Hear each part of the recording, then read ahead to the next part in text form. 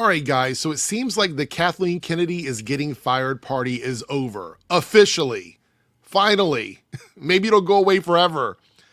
I doubt it. But if you guys didn't hear, the news came out earlier this week. I think it was on Monday night, late Monday night. So the story was that Kathleen Kennedy was going to be retiring at the end of 2025, which is fine, by the way. I want to reiterate that. I've talked about it in detail, but it's fine. She's 71 years old. She has every right after the career she's had to retire if she wanted to.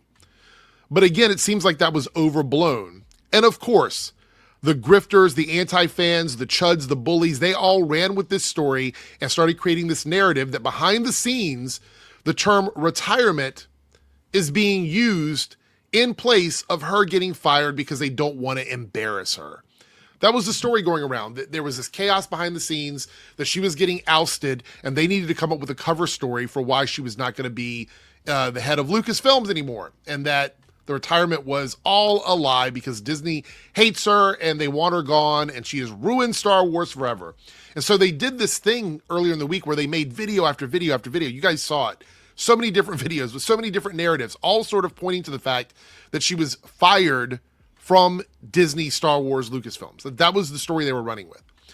And I don't know if it was intentional. I would like to think it is because that makes it juicier. It makes it like a troll, like she was trolling them, you know, by this story coming out, because they did all this not knowing that last night the story would get corrected and it would get updated in a way that makes them all look even dumber than they actually are. Like, it doesn't get any sweeter than this, really. So it ends up that Kathleen Kennedy is not actually retiring. So that report about her retiring, which was the big story, the headline, seems to be inaccurate, at least not in totality. And the thing is, the Chuds were saying that she was getting fired from Star Wars. So that would mean if she's not retiring and she's not getting fired, would she still have a role at Lucas, at Disney, at Star Wars? And the answer is yes, she will. And she came out and said, I will never retire from movies. I will die making movies. So she doesn't want to stop doing it, because when you love what you do, it's not work. When you love making art, it is not work. This is one of the big differences in what those guys do and what the people they complain about do. The people they complain about love the things that they're making, and they're not always going to be slam dunks, but they actually believe in it. They love it. Those guys do not see that as a value. They don't see that as something to aspire to because they're uncreative numbskulls. They're all idiots, and their brain dead minions eat this stuff up. They eat it up. To me, this is so much fun. Like, when this story came out last night, when this updated story came out last night, when I was streaming, I was like so happy to see this, because I don't care if she's still there or she's not there. Whatever she decides to do at 71 years old with a career that she's had, more power to her. You know what I mean? Like, I don't care. But I love the fact that this is sort of rubbing it back in the chud space, in the bullies' faces. She's producing several upcoming Star Wars projects, so she's still involved with that. Has started talking with Disney about a succession plan, and it could be a year before a decision is announced. So she is going to be stepping away from the heavy-duty role that she's in. But that doesn't mean she's leaving Lucasfilm, Star Wars, Disney, anything like that.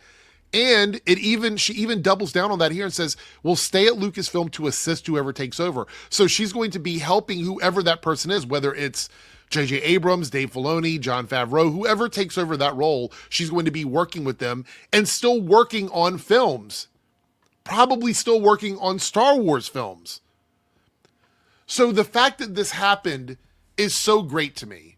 It's so great because Kathleen Kennedy is one of those evergreen topics, evergreen foundational pieces to the puzzle of the Chuds. And what I mean by that is there's a few of them, there's probably 4 or 5 along with Kathleen that sort of are topics that are sort of just evergreen for them. They can just keep talking about it forever. So trust and believe they're happy about this news. They want you to think that this is bad, but they're happy about this because this gives them more evergreen content to talk about. So I'm not happy about that, but I'm glad she's staying on. You know, she's passionate about it. I'm glad she's staying on. But I'll give you some examples of what I mean by evergreen topics, right? So like the term woke. Woke is an evergreen foundational piece to the puzzle of outrage. It's a word they can throw around, and it's just become, it's like a clicker for a dog when a dog is getting fed. Saying woke to their brain dead viewers is like, it's like a dog clicker. So they know to fall in line. You know what I mean? A couple of other people who are used for their outrage machine is like Brie Larson and more recently Rachel Zegler. Like these are people they can just keep making videos about every once in a while and get clicks off of it because of the outrage they've generated. It's like a self-fulfilling outrage infinity circle for them. And so having her go away would have been one of the worst things that could have happened for them. So trust and believe they are very, very happy about her sticking around, even if they want you to think that they're mad about it. All you have to do, if you ever are curious about the way they run their channels and the way they do this kind of content, just look at whatever their most recent thing is, whatever the topic is, and then in a few months, see where that ends up. See if they're still talking about it. See if it's still a thing. Because they want you to believe they're fighting back. They're the counterculture, even though they're the ones that are taking things away from people, which is literally not counterculture. That's in a position of power. But like their government is taking things away from people. They want you to believe that they're still the underdogs. They want their viewers to still feel like they're underdogs in all of this.